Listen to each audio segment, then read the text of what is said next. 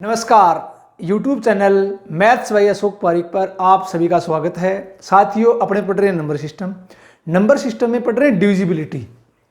और डिविजिबिलिटी के मैं आपको पूरे कॉन्सेप्ट सिखा चुका हूँ, खूब क्वेश्चन कर लिए प्रैक्टिस। अब कुछ स्टेटमेंट बेस्ड क्वेश्चन है वो करते हैं। इसके बाद कुछ 25-30% करेंगे टाइप थर्ड के, ठीक है। उसके बाद डिविजिबिलिटी के हर टाइप का किसी भी एग्जाम का कैसा भी क्वेश्चन हो आप तुरंत कर सकते हो, क्योंकि मैंने आपको हर टाइप के प्रश्न करवा दिए हैं भाई। आज कुछ स्टेटमेंट बेस्ड क्वेश्चन है। एक क्वेश्चन मैंने आपके सामने बोर्ड पर लिख दिया है, पहले इस क्वेश्चन का स्क्रीनशॉट ले लो, पढ़ो इसको क्वेश्चन क्या है, फिर अपने पूरे स्टेटमेंट पढ़ते हैं, ट्रू है या फॉल्स है, ठीक है। तो शुरुआत करते हैं। जो बच्चा आज फर्स्ट टाइम देख रहा है वो लेसन नंबर 1 से देखना स्टार्ट करें। क्यों? क्योंकि पूरी वीडियो एक दूसरे से कनेक्ट है। मैथ में मैं पॉइंट टू पॉइंट चल रहा हूं, तो समझने में आपकी दिक्कत नहीं आएगी। तो क्वेश्चन नंबर 64 क्या कह रहे हैं, ध्यान दो इसके ऊपर, पहले आराम से पढ़ो। एक बार इसका स्क्रीनशॉट ले लो पूरे का, क्या लिखा है देखो इसको। तो 64 ये कह रहा है, निम्न कथनों पर विचार करो। स्टेटमेंट दे रखे हैं, ये ट्रू है या फॉल्स है, सत्य है या असत्य है। पहला स्टेटमेंट क्या है, किसी भी पूर्णांक को, ध्यान रखना, 3 रूपों 3k, 3k + 1, 3k + 2 में से एक में व्यक्त किया जा सकता है, जहां k एक पूर्णांक है, इंटीजर, ध्यान रखना। स्टेटमेंट नंबर 2 क्या है, किसी धनात्मक पूर्णांक का वर्ग किसी पूर्णांक k के लिए 4k या 4k + 1 के रूप का होता है। स्टेटमेंट नंबर 3 क्या कह रहा है, किसी धनात्मक पूर्णांक का घन किसी पूर्णांक k के लिए 4k या 4k + 1 या 4k + 3 के रूप का होता है। स्टेटमेंट नंबर 4 क्या कह रहा है, किसी पूर्णांक k के लिए किसी विषम पूर्णांक का वर्ग 4k + 1 के रूप का होता है। और स्टेटमेंट नंबर 5 ये कह रहा है, किसी पूर्णांक k के लिए एक विषम धनात्मक पूर्णांक का वर्ग 6k + 1, 6k + 3 के रूप का होता है। अब ये स्टेटमेंट क्या है, कैसे इनका बेसिक कैसे करेंगे, ध्यान दो इसके ऊपर। आपको मैंने लास्ट वीडियो में बताया था यूक्लिड प्रमेय के बारे में, तो एक बार मैंने फिर से लिख दिए। यूक्लिड विभाजन प्रमेय क्या कहती है, ध्यान से देखना। यूक्लिड थ्योरम ये कहती है कि 2 धनात्मक पूर्णांक a और b दिए रहने पर ऐसे अद्वितीय पूर्णांकों q और r का अस्तित्व है। कैसे देखो, a में भाग दे दिया b का, ये q है भागफल है, r है शेषफल है। b का भाग दिया, जिसका भाग देते हैं उसे बोलते हैं भाजक। भाजक को जो बच्चे इंग्लिश मीडियम के, डिवाइजर, a भाज्य, डिविडेंट, q भागफल, क्यूसोंट, और r रिमाइंडर, शेषफल। अब ये बताओ इनमें रिलेशन होता है क्या, भाज्य बराबर भाजक गुणा भागफल प्लस शेषफल, ठीक है। और ध्यान रखना इस बात का, तो क्या हो जाएगा, a बराबर bq + r। और खास बात ध्यान रखना, वेरी वेरी मोस्ट इंपोर्टेंट, ये रेंज, r की रेंज, रिमाइंडर शेषफल। r जो रिमाइंडर है, शेषफल 0 हो सकता है, 0 से बड़ा भी हो सकता है, लेकिन हमेशा भाजक से छोटा होगा, ये ध्यान रखना। b से क्या होगा, छोटा होगा। जैसे मान लो आपने a में b का भाग दिया, जैसे b का भाग देंगे तो रिमाइंडर कहां से कहां तक आएगा, remainder 0, 1, 2 dash dash dash b - 1, इससे एक कम तक रिमाइंडर हो सकता है। Very very most important point, ध्यान रखना है। बार बार एग्जाम में यहां से क्वेश्चन आता है। ये क्वेश्चन थोड़े से, अब ये मान लो एडवांस क्वेश्चन है, आगे आएंगे एग्जामों में, तो इनको आप बार बार 1-2 बार देखना। अब मैं सिखाता हूं इनका बेसिक, ठीक है। तो इसका आप स्क्रीनशॉट ले लिया होगा आपने। अब चलता हूं आगे की तरफ। तो यूक्लिड थ्योरम है, ये आपको आनी चाहिए भी, जो मैंने आपको बता दी है। जैसे मान लो एक छोटा सा एग्जाम्पल और देखो आप इसमें। अगर मैं आपको ये बात बोलूं, बहुत इंपॉर्टेंट क्वेश्चन है, ध्यान रखना, इससे आपकी चीजें पूरी क्लियर हो जाएगी भाई।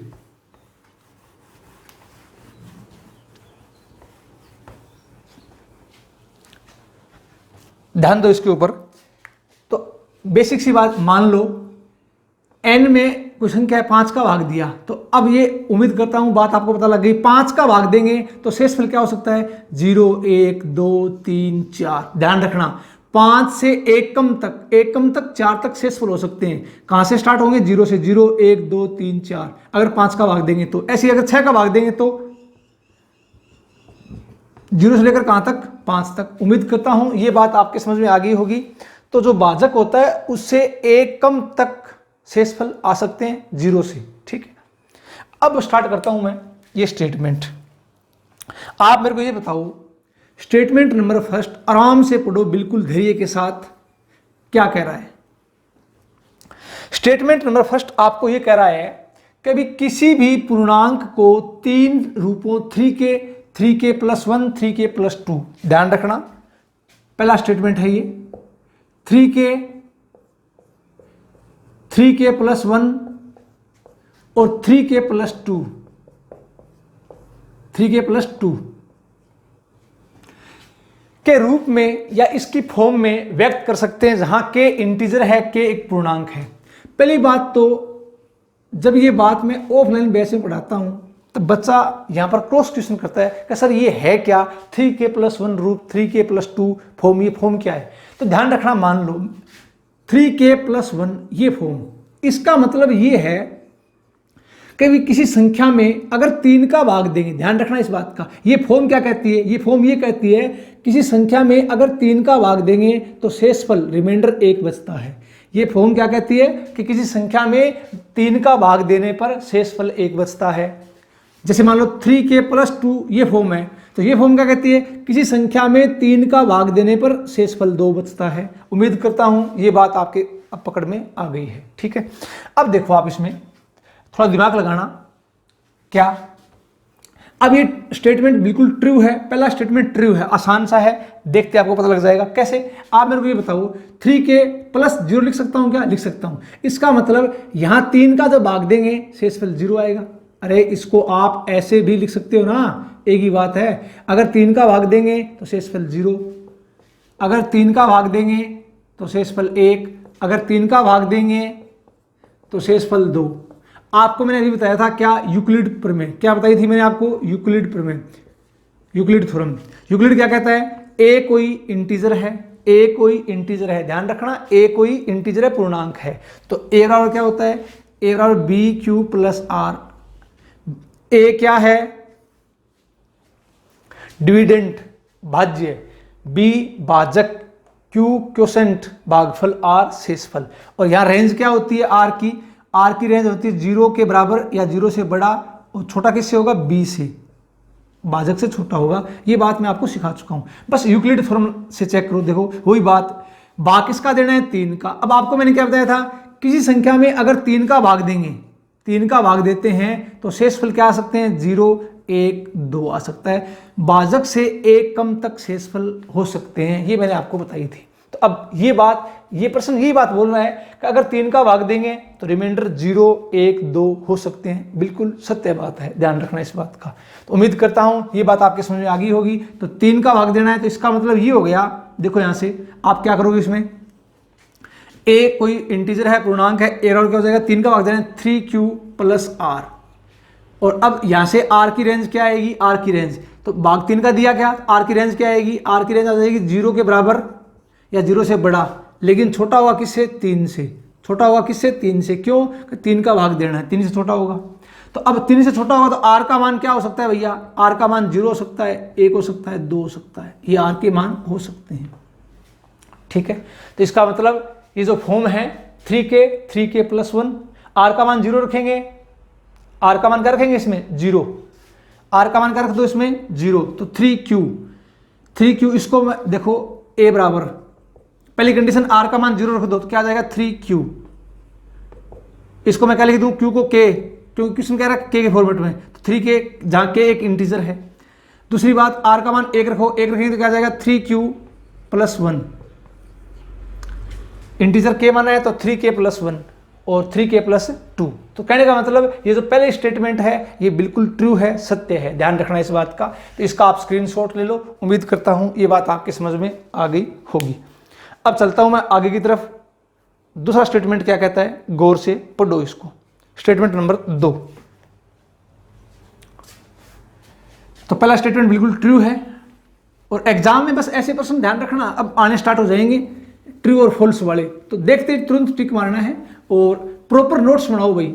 नोट्स बनाने के बाद आप जिंदगी में कोई भी एग्जाम दो, कोई भी एग्जाम दो, आपको सिंगल पर्सन ऐसा कभी नहीं मिलेगा कि जो आपने देखा नहीं है, ठीक है। पढ़ाने का तरीका मेरा आपने देख लिया होगा, सिर्फ और सिर्फ पढ़ाई करते हैं, पढ़ाई के अलावा कोई एक्स्ट्रा बातें नहीं करते हुए, ठीक है। तो अब ध्यान दो आप इसके ऊपर। स्टेटमेंट नंबर 2, पहला क्या है, ट्रू स्टेटमेंट है, सही है। दूसरा स्टेटमेंट क्या बोल रहा है, ये देखो, ये बोल रहा है किसी धनात्मक पूर्णांक का वर्ग स्क्वायर, ध्यान रखना, किसी धनात्मक पूर्णांक का वर्ग किसी पूर्णांक k के लिए 4k या 4k+1 के फॉर्मेट का होता है, 4k या 4k+1 फॉर्मेट का होता है। स्टेटमेंट नंबर 2, आप मेरे को ये बताओ, अब ये आपको पता लग गया होगा कि ये 4k+1 4k का इसका मतलब क्या है। इसका मतलब ये है कि किसी संख्या में 4 का भाग देने पर रिमाइंडर 1 बचता है, 4 का भाग देने पर यहाँ 4k+0 रिमाइंडर 0 बचता है, ठीक है।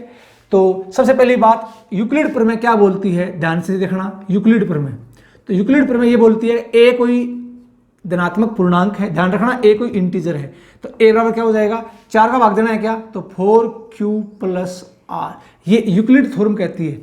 यूक्लिड थ्योरम क्या कहती है कि जो r है ना, r की रेंज क्या होगी, r की रेंज, r का मान 0 के बराबर हो सकता है, 0 से बड़ा हो सकता है, लेकिन भाग किसका देना है, 4 का, 4 से क्या होगा, छोटा होगा, 4 से क्या होगा, छोटा होगा।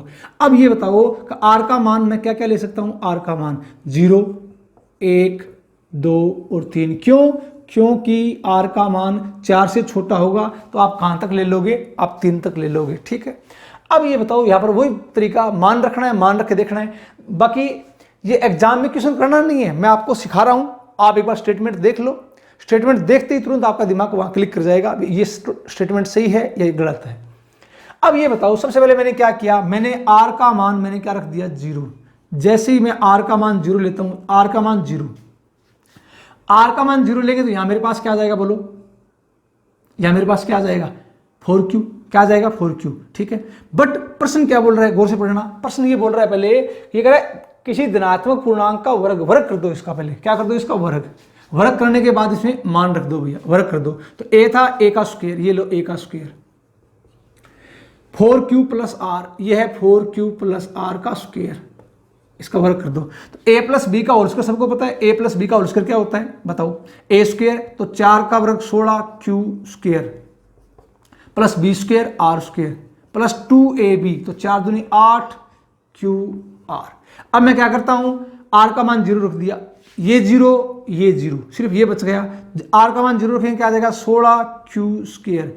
अब ये फॉर्म देखनी है, क्या फॉर्म है, 4k या 4k+1 की फॉर्म है क्या, ये अपने को चेक करना है। तो मैं क्या करता हूं, यहां पर इसको ऐसे लिख दूं क्या, 4 × 4q स्क्वायर, 4 चौको 16, 4k की फॉर्म लानी है। अब मैंने इसको क्या मान लिया, इसको मैंने k मान लिया, तो ये क्या आ जाएगा, 4k, जहां k क्या है, पूर्णांक है, इंटीजर है, अरे k क्या है, पूर्णांक है, इंटीजर है, ठीक है। दूसरी बात, जैसे मैं r का मान रखता हूं 1, क्या रखता हूं 1, r का मान क्या रखता हूं मैं 1, अब r का मान आप 1 रखो, जैसे r का मान 1 रखो, यहां से क्या आ जाएगा, देखो 16q स्क्वायर प्लस r का मान रख दिया 1 प्लस 8q। अब क्या करोगे, अब इन दोनों में कॉमन, देखो कॉमन क्या आ रहा है, तो इन दोनों में कॉमन आ रहा है भैया, 8q कॉमन आ रहा है, 8q कॉमन इन दोनों में आ गया, क्या आ गया, बट अपने को 8q कॉमन मत लो, क्यों, कि 4k या 4k+1 की फॉर्म लेनी है, तो 4 कॉमन ले लो, ठीक है, सिर्फ 4 कॉमन ले लो, यहाँ पर 4 कॉमन। तो मैंने क्या किया, यहाँ पर 4 कॉमन ले लिया, यहाँ क्या बच गया, 4 चौके 16 q स्क्वायर प्लस 4 दूनी 8 2q प्लस 1, सेम का सेम रहने दो। अब मैंने क्या किया, अब मैंने इसको k मान लिया, k, क्यों, फॉर्म क्या होगी, ये फॉर्म होगी 4k+1। देखो इसको मैंने क्या मान लिया, k कोई इंटीजर है, k कोई पूर्णांक है, तो ये फॉर्म क्या आ गई, 4k+1 की फॉर्म आ गई। तो ध्यान रखना इस बात का, ये था स्टेटमेंट नंबर 2। इसका मतलब स्टेटमेंट नंबर 2 भी क्या है, ट्रू है, सत्य है। इसका आप स्क्रीनशॉट ले लो। उम्मीद करता हूँ ये चीज़ें धीरे धीरे आपके समझ में आ जाएगी भी। आसान आसान बातें हैं, इनका आपको विशेष ध्यान रखना है। ठीक था स्टेटमेंट नंबर 2। अब आगे चलता हूं मैं स्टेटमेंट नंबर 3 की तरफ। स्टेटमेंट नंबर 3 क्या कह रहा है, ध्यान से देखो इसको।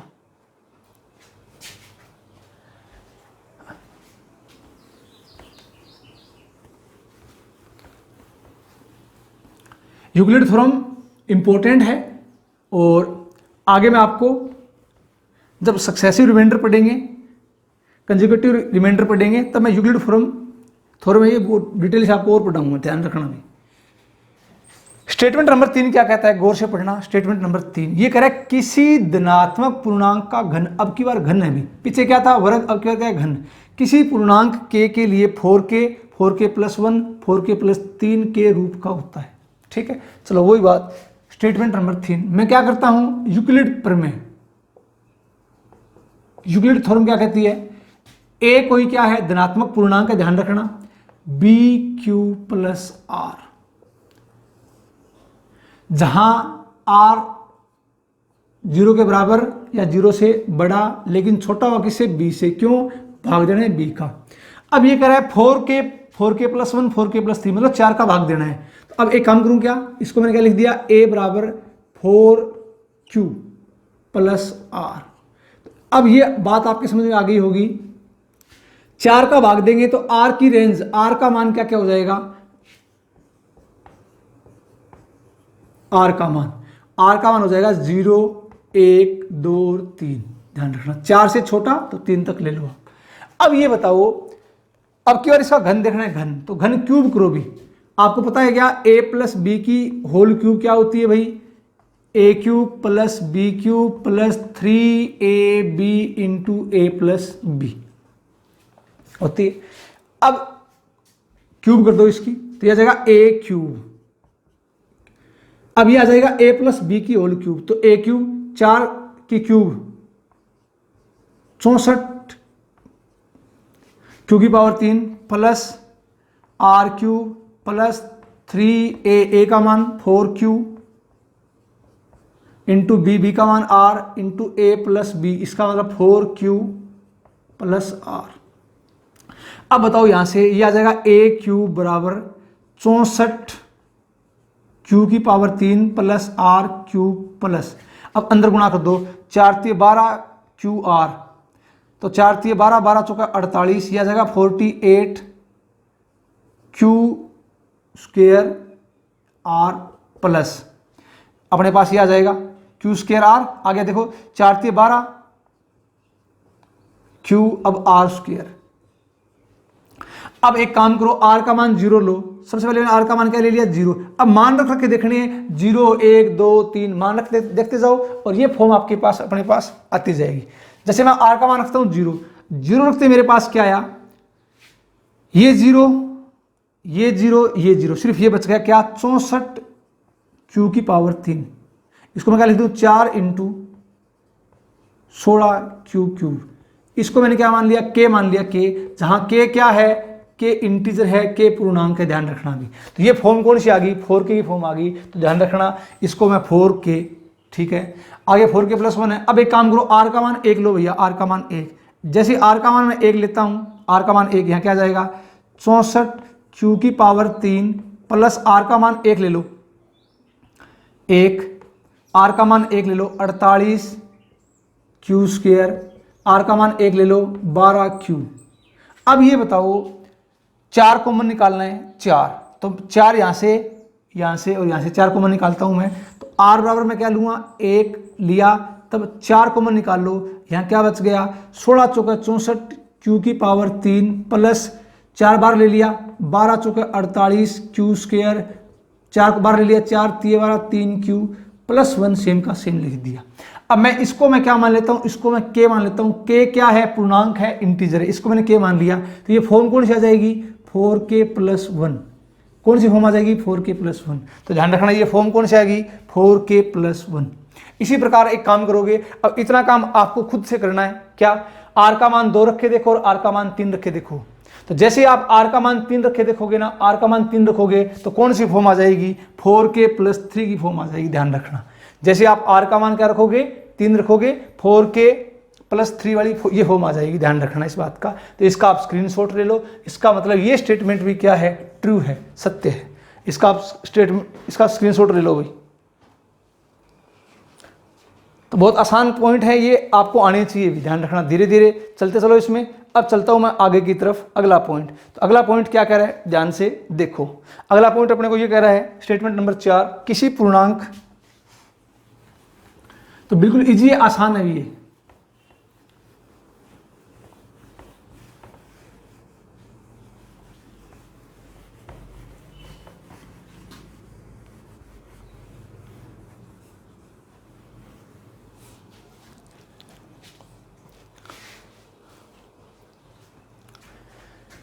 स्टेटमेंट नंबर 4 क्या कर रहा है, ध्यान से देखो। ये कह रहा है किसी पूर्णांक के लिए किसी विषम पूर्णांक, ध्यान देना इसके ऊपर,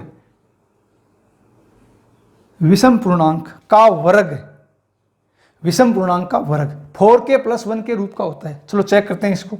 ये बताओ यूक्लिड पर में क्या कहती है अपने को, यूक्लिड थ्योरम, यूक्लिड से a बराबर एक क्या है, कोई पूर्णांक है, a क्या है, कोई पूर्णांक है, ध्यान रखना। अब ये बताओ BQ + R 4k + 1, इस फॉर्मेट का मतलब 4 का भाग देने में रिमाइंडर 1 बचेगा। 4 का भाग देना है क्या, तो इसको ऐसे लिख दूं मैं क्या, a बराबर 4q + R। और अब बताओ r की रेंज 0 के बराबर या 0 से बड़ा, लेकिन 4 से छोटा होगा भैया, तो r की रेंज क्या आ जाएगी, r का मान 0, 1, 2, 3 आप रख सकते हो। ठीक है। अच्छा, अब बात करता हूं मैं। सबसे पहली बात ये कह रहा है कि किसी पूर्णांक k के लिए किसी विषम पूर्णांक का वर्ग, ध्यान रखना विषम पूर्णांक का वर्ग, ओड इंटीजर, विषम पूर्णांक देखना है। देखो जैसे मैं r का मान रखूंगा 0 रखूंगा तो 4q आ गया, r का मान 0 रखते क्या आ जाएगा, 4q आएगा। 4q क्या है, सम संख्या है, क्यों, 2 का भाग जा रहा है। अरे सम संख्या कौन सी होती है, जिसमें 2 का भाग जाए, और विषम संख्या जिसमें 2 का भाग नहीं जाए। r का मान रखो 1, जैसे r का मान 1 रखूंगा तो मेरे पास यहां से क्या आ जाएगा, a बराबर क्या आ जाएगा, 4q + 1। ये क्या है, ये विषम है, और ये क्या है, विषम है।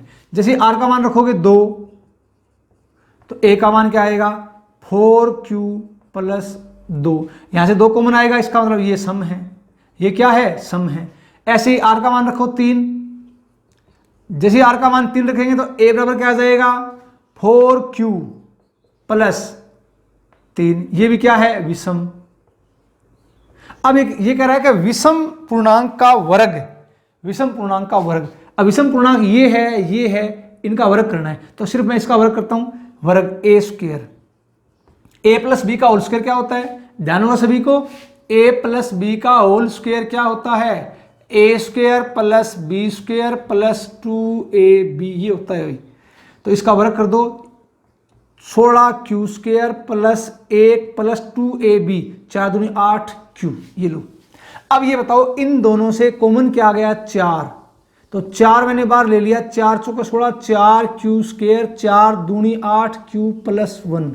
अब इसको मैंने क्या मान लिया, k कोई इंटीजर है, पूर्णांक है, तो 4k + 1, ध्यान रखना, इसको मैंने क्या मान लिया, k मान लिया, तो ये क्या हो जाएगा, 4k + 1।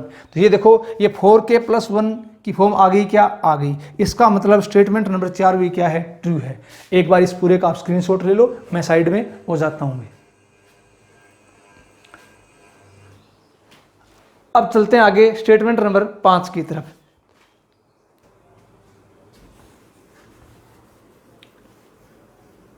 अब स्टेटमेंट नंबर 5 देखो क्या कह रहा है।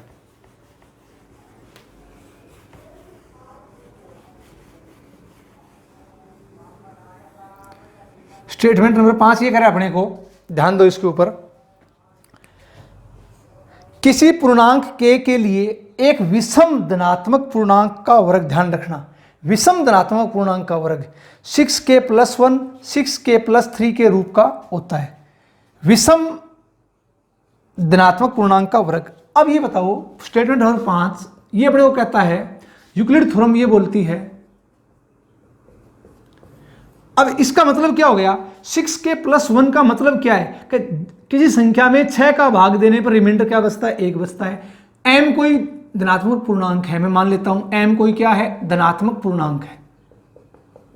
अब 6 का भाग देंगे किसी संख्या में, रिमाइंडर क्या आएगा, 0, 1, 2, 3, 4, 5 तक, भाजक से 1 कम तक रिमाइंडर हो सकता है। तो ये फॉर्म क्या आएगी, 6m + 0, इसको 6m लिख दिया, 6m + 1, 6m + 2, 6m + 3, 6m + 4 और 6m + 5।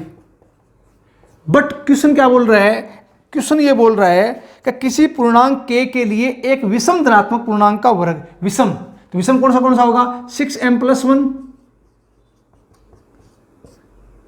6m + 3 और ये क्या है 6m + 5, इनका वर्ग,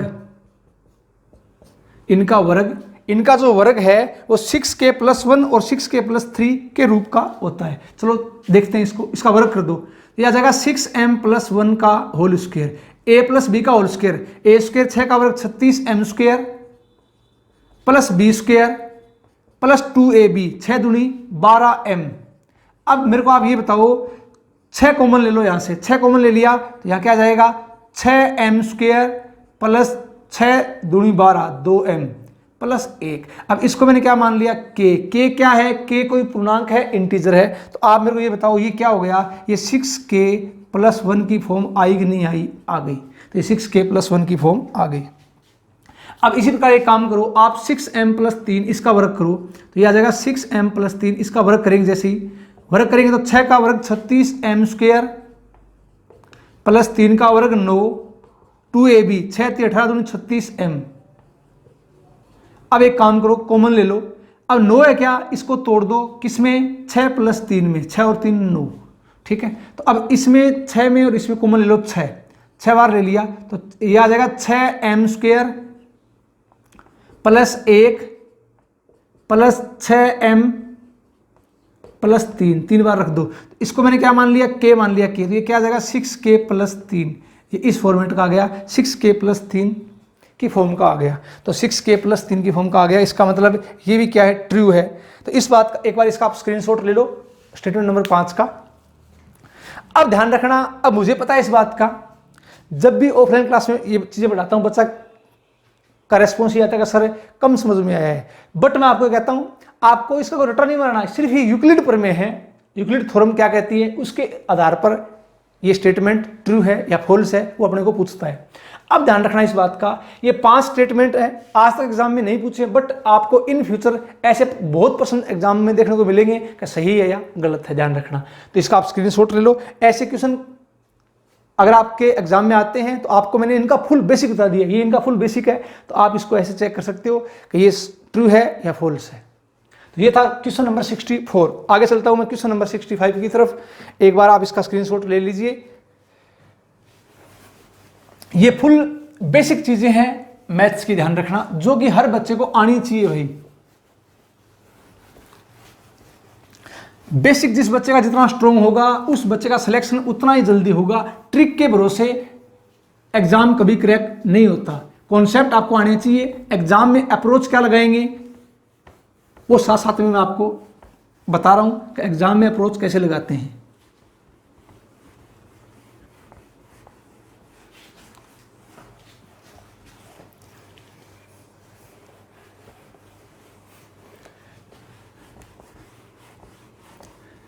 आप वैल्यू रख के इनको देख सकते हो। जैसे मान लो आपको मैंने पहला स्टेटमेंट बताया था कि कोई भी पूर्णांक k है तो इसको 3k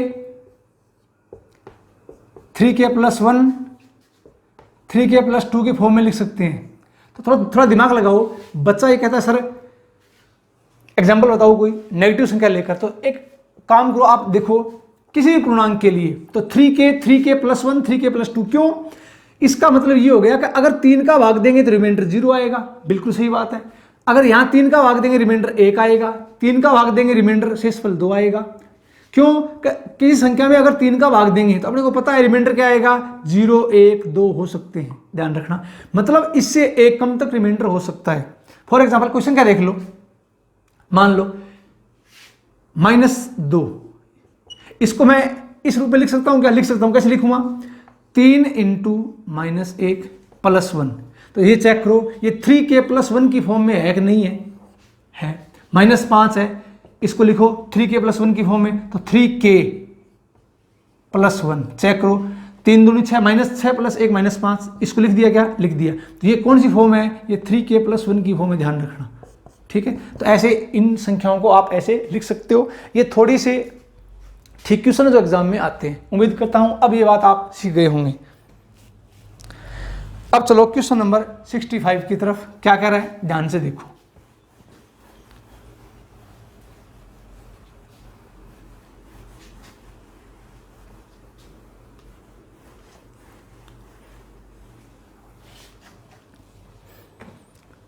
65। 65 अपने को ये कह रहा है यदि n एक प्राकृत संख्या है, बढ़िया क्वेश्चन है ये, ध्यान रखना, n एक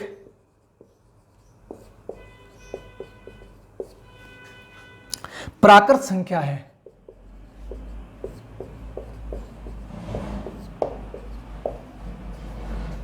जो चार क्रमागत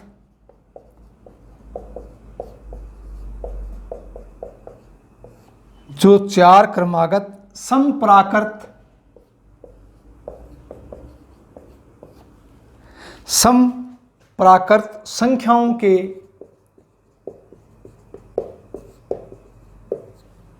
गुणनफल में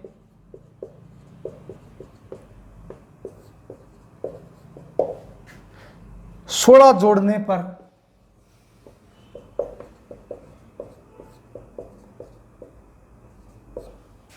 प्राप्त होती है।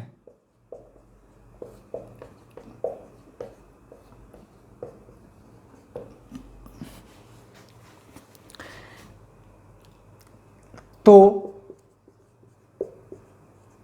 निम्न में से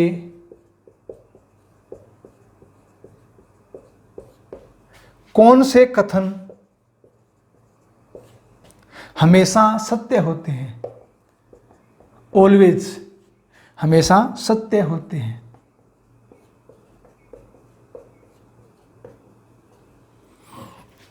पहला कथन ये है n 8 से भाज्य है। दूसरा ये है n 16 से भाज्य है।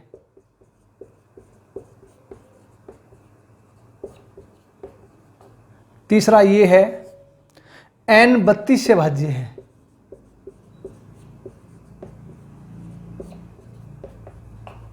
चौथा ये है n एक पूर्ण वर्ग है।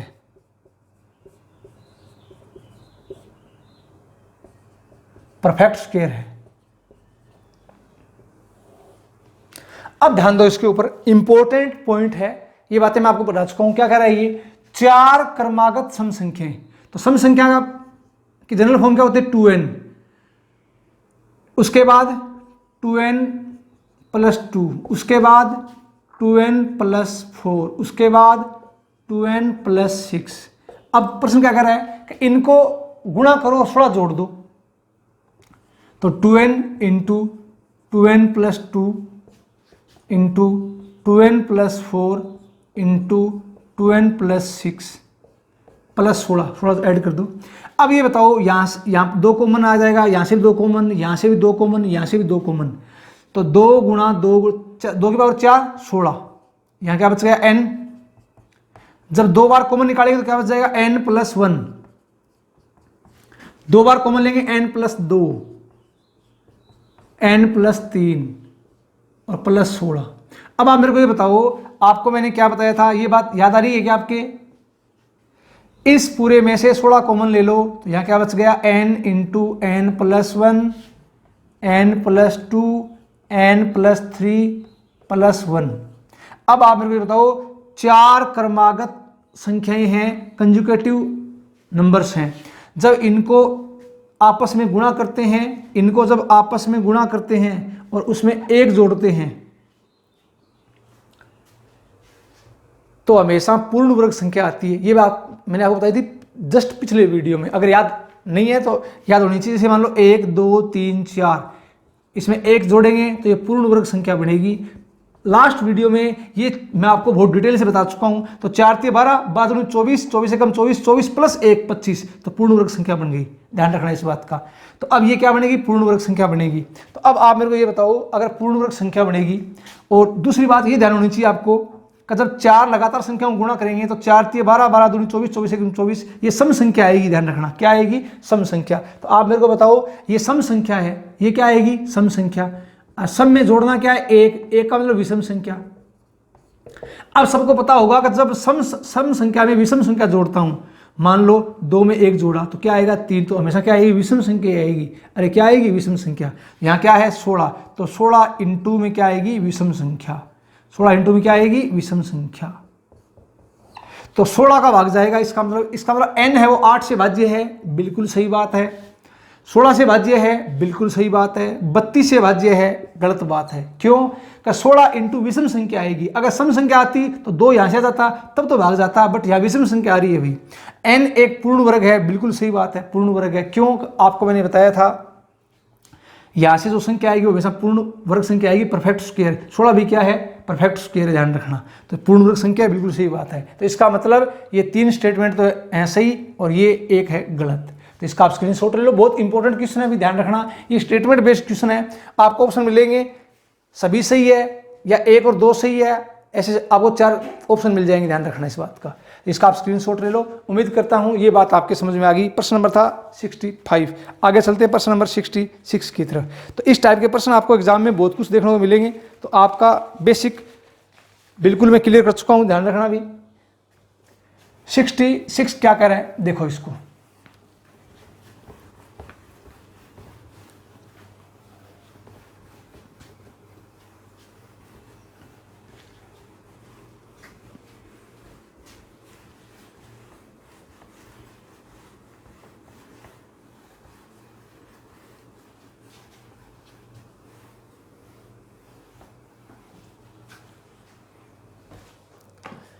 सिक्सटी सिक्स ये कह रहा है किसी भी चार क्रमागत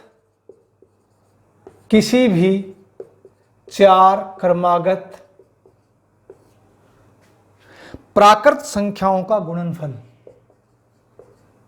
प्राकृत संख्याओं का गुणनफल डैश से एक कम होता है। आपको मैंने जस्ट अभी बताया है कि अगर 4 लगातार प्राकृत संख्याओं का गुणनफल है उसमें हमेशा एक जोड़ते हैं तो पूर्ण वर्ग संख्या आएगी, ध्यान रखना। दूसरा ऑप्शन पूर्ण घन, तीसरा ऑप्शन पूर्ण घन व पूर्ण वर्ग, पूर्ण घन वह पूर्ण वर्ग, चौथा कोई नहीं, चौथा कोई नहीं। आपको मैं ये बात बता चुका हूं। तो इसका मतलब क्या कि किसी भी 4 क्रमागत प्राकृत संख्याओं का गुणनफल पूर्ण वर्ग से एक कम होता है। इसका आंसर हो जाएगा पूर्ण वर्ग। कैसे? देखो, आपको मैंने लास्ट क्लास में बताया था, अगर लास्ट वीडियो आपने देखा है ढंग से, क्या बताया था मैंने आपको, अगर 4 संख्याएं A B C D conjugative है, समांतर श्रेणी में है, इनका गैप बराबर है, तो आपको मैंने क्या बताया था कि ए गुणा बी गुणा सी गुणा डी प्लस इनका डिफरेंस सबका बराबर होगा। तो क्या हो जाएगा? डिफरेंस की पावर 4, डिफरेंस की पावर 4 बराबर क्या हो जाएगा? पहली संख्या इंटू लास्ट संख्या डी प्लस डिफरेंस का स्क्वायर। ध्यान रखना इस बात का। ये फॉर्मूला आपको मैंने बताया था, वेरी वेरी मोस्ट इंपॉर्टेंट। कैसे? आप कोई भी संख्या लो जो आपके मन में आए। कैसे? देखो, लगातार संख्या ले लो, 1 गुणा 2 गुणा 3 गुणा 4। अब प्रश्न क्या कह रहा है, ध्यान से देखना, कि किसी भी 4 क्रमागत प्राकृत संख्याओं का गुणनफल इसमें एक जोड़ दो, बराबर क्या आएगी? पूर्ण वर्ग संख्या आएगी। चेक कर लो, 4 × 12 दूनी 24, 24 एकम 24 प्लस 1 25, पूर्ण वर्ग संख्या आ गई 25। अब ये कह रहा है कि जो गुणनफल है ना, अब ये प्लस 1 है, इसको इस तरफ ले जाओ -1, तो गुणनफल क्या हो जाएगा? पूर्ण वर्ग से एक कम होता है, पूर्ण वर्ग से एक कम होता है। तो ये आपका आंसर हो जाएगा। अब जैसे देखो, मान लो अगर इसको अपने हल करते हैं, हल कैसे करोगे इसको? देखो, 1 गुणा 2 गुणा 3 गुणा 4, आपसे पूछेगा बताओ इसमें क्या जोड़ें कि बराबर पूर्ण वर्ग संख्या है, क्या जोड़ें कि पूर्ण वर्ग संख्या है। तो क्या करोगे? डिफरेंस एक का, डिफरेंस एक का, तो 1 की पावर 4, 1 की पावर 4 एक जोड़ दो इसमें। मान लो ये आ गया आपके पास 3 गुणा 5 गुणा 7 गुणा 9। अब ये क्या है? ये लगातार विषम संख्याएं हैं, इसमें क्या जोड़ें कि पूर्ण वर्ग बन जाए, परफेक्ट स्क्वायर बन जाए। तो आप क्या बोलोगे? आप बोलोगे सर इनका गैप 2 का है, डिफरेंस 2 का है, 2 की पावर 4, 2 की पावर 4 कितनी होती है? 16, इसमें 16 जोड़ दो, ये संख्या परफेक्ट स्क्वायर बन जाएगी, ध्यान रखना। तो उम्मीद करता हूँ ये बात आपके समझ में आ गई है। अगर इसको हल करना है तो इसमें मान रख के देख लो, बराबर वही आएगा, ठीक है। तो चलें आगे। ये था प्रश्न नंबर 66, इसका आप स्क्रीनशॉट ले लो। आगे चलते हैं प्रश्न नंबर 67 की तरफ। तो 67 क्या कह रहा है, देखो इसको।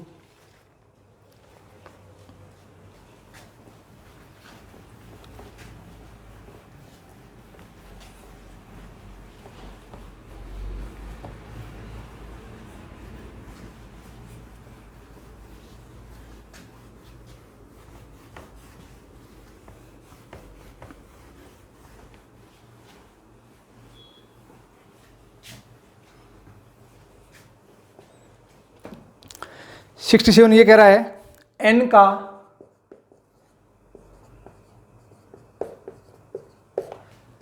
वह न्यूनतम मान क्या है, न्यूनतम मान क्या है जिसके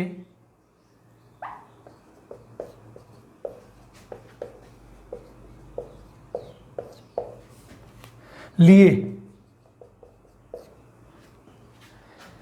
n की पावर 13 माइनस n, 5 की पावर 2n माइनस 1, 169 से भाज्य है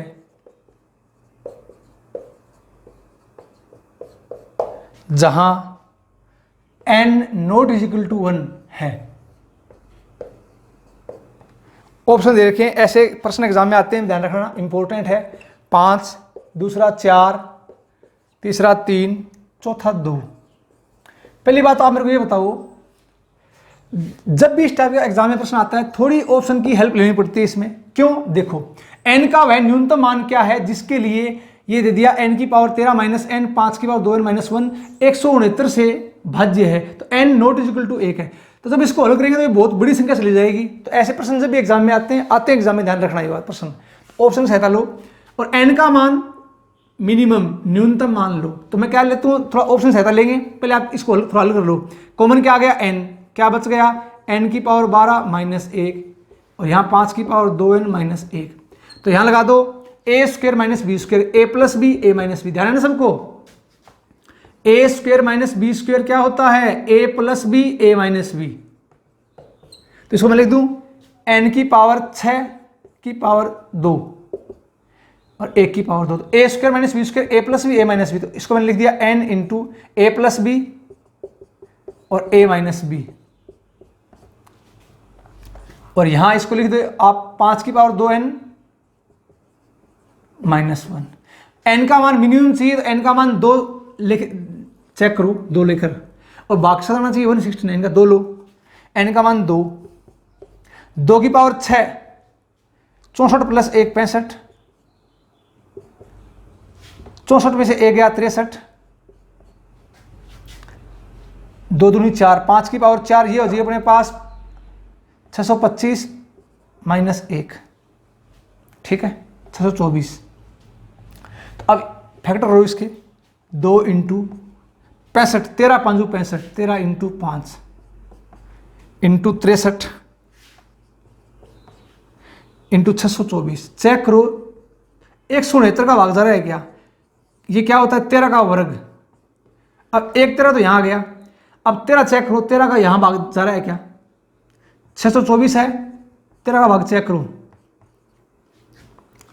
13 चौका 52, 13 5 65, 8 से 104 जा रहा है। इसका मतलब 13 यहाँ 13 यहाँ, तो 169 से क्या है, भाज्य है। इसका मतलब n का मान क्या होगा, 2 होगा। n का मान क्या होगा, 2 होगा। बिल्कुल इजी क्वेश्चन है, ऐसे प्रश्न एग्जाम में डालता है तो आपको घबराना नहीं है, प्रश्न करके आना है, ध्यान रखना भी। तो जब इनको बेसिक तरीके से करते हैं बहुत लेंथ जाएगा, क्यों, ये संख्या बहुत बड़ी हो जाती है, ध्यान रखना जब इसको हल करेंगे। तो इसका आप स्क्रीनशॉट ले लो। ये था क्वेश्चन नंबर 67। आगे चलता हूँ मैं क्वेश्चन नंबर 68 की तरफ। तो 68 देखो क्या कह रहा है अपने को, 68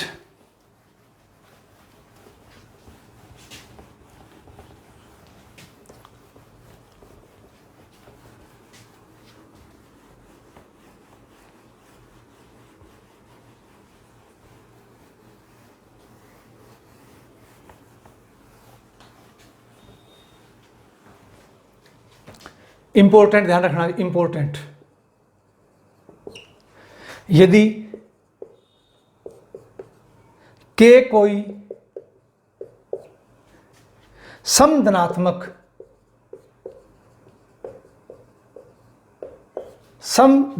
पूर्णांक है तो के स्क्वायर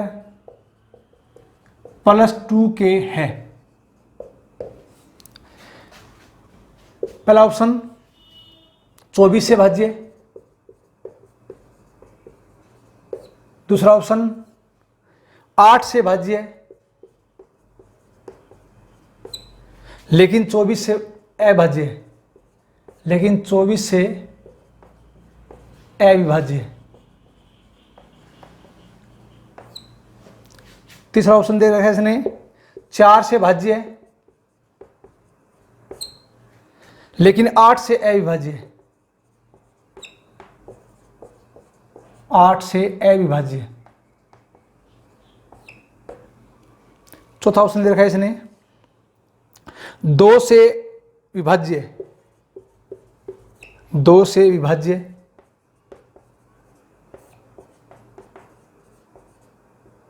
लेकिन 4 से अविभाज्य। इंपॉर्टेंट क्वेश्चन है, एग्जाम में ऐसे क्वेश्चन पक्के आते हैं और बच्चा गलती करके आता है 100% ऐसे क्वेश्चनों में। बहुत इजी है, कैसे देखो आप मेरे को ये बताओ, छोटी सी बात, के क्या है? के कोई समधनात्मक पूर्णांक है, ध्यान रखना, के कोई समधनात्मक पूर्णांक है। तो क्या पूछा है? के स्क्वायर प्लस 2k किससे भाज्य होगा? आप मेरे को ये बताओ, सम संख्या का जनरल फॉर्म क्या होता है? 2n। अरे क्या होता है? 2n। मैंने k का मान क्या मान लिया? 2n मान लिया। क्यों? प्रश्न में दे रखा है कि ये समधनात्मक पूर्णांक है, 2n रख दो यहां पर। तो 2n का वर्ग 4n स्क्वायर, 2 इंटू 2n। अब बताओ कॉमन क्या आ गया? 4, 2 दूनी 4, 4 कॉमन ले लो, क्या बच गया? n square plus n। अब n कॉमन ले लो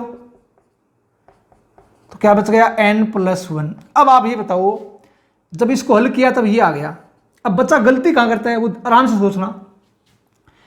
24 से भाज्य, 8 से भाज्य, 4 से भाज्य, 2 से भाज्य।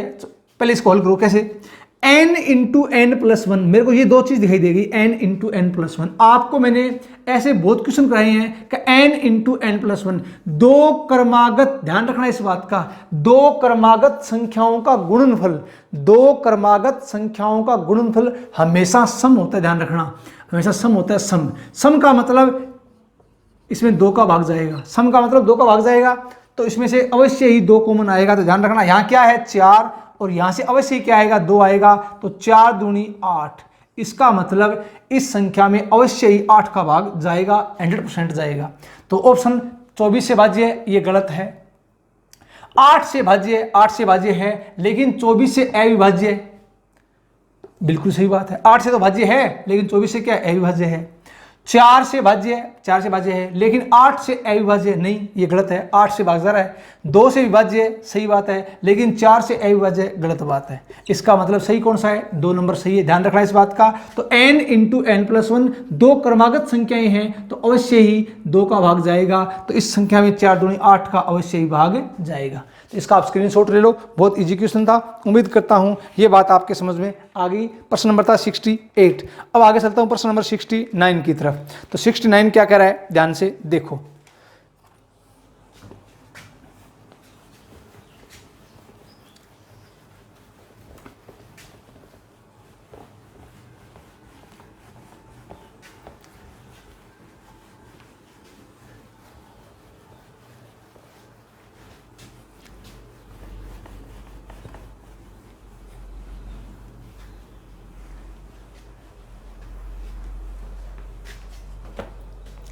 सिक्सटी 69, ध्यान दो इसके ऊपर, बढ़िया प्रश्न है ये। क्या 10 अंकों की संख्या, एक 10 अंकों की संख्या है, ABCDE 6872 32 से विभाज्य है, 32 से भाज्य है।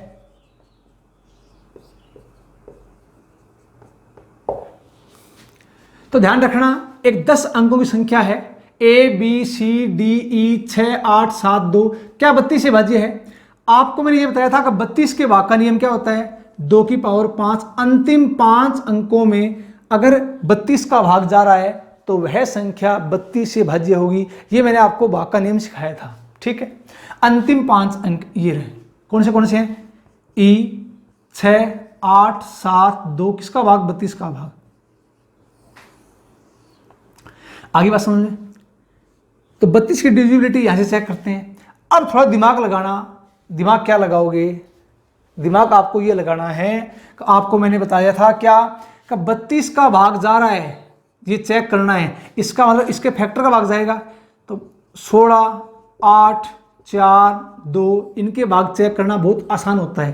तो आपको पता है अगर 32 का भाग जाएगा तो अवश्य 16 का भाग जाएगा। तो 16 की डिविजिबिलिटी चेक कर लो। 16 की डिविजिबिलिटी अंतिम 4 अंकों में 16 का भाग जाना चाहिए। अंतिम तो 16 के लिए अंतिम 4 अंक देखते हैं अपने। तो अंतिम 4 अंक देखो। अंतिम 4 अंक कौन से? 6 8 7 2 6 8 7 2।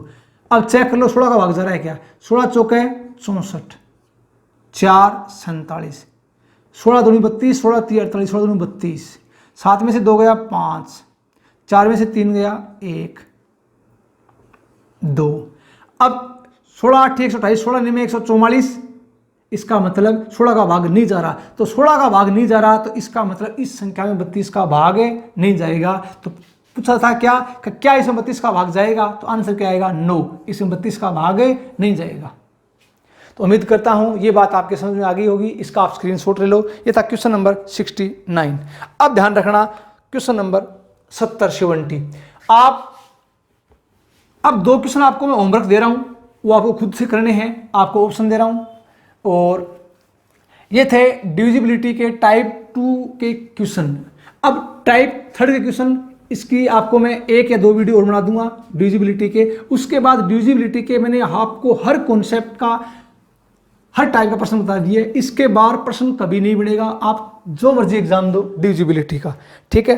थ्योरी हमेशा यही रहेगी। क्वेश्चन नंबर 70 ये आपके लिए होमवर्क क्वेश्चन क्या कह रहा है? 7 की पावर 9 प्लस 9 की पावर 7 किससे विभाज्य है?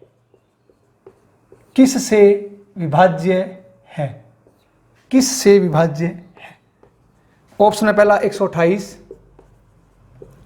दूसरा ऑप्शन है 24, तीसरा ऑप्शन है 64, चौथा ऑप्शन है 72। इसका आंसर आएगा भैया 64 निकालना।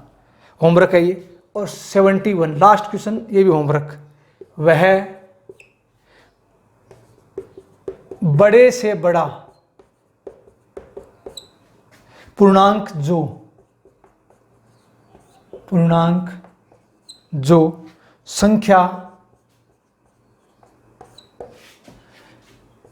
101 की पावर 100 माइनस 1 को विभाजित करता है,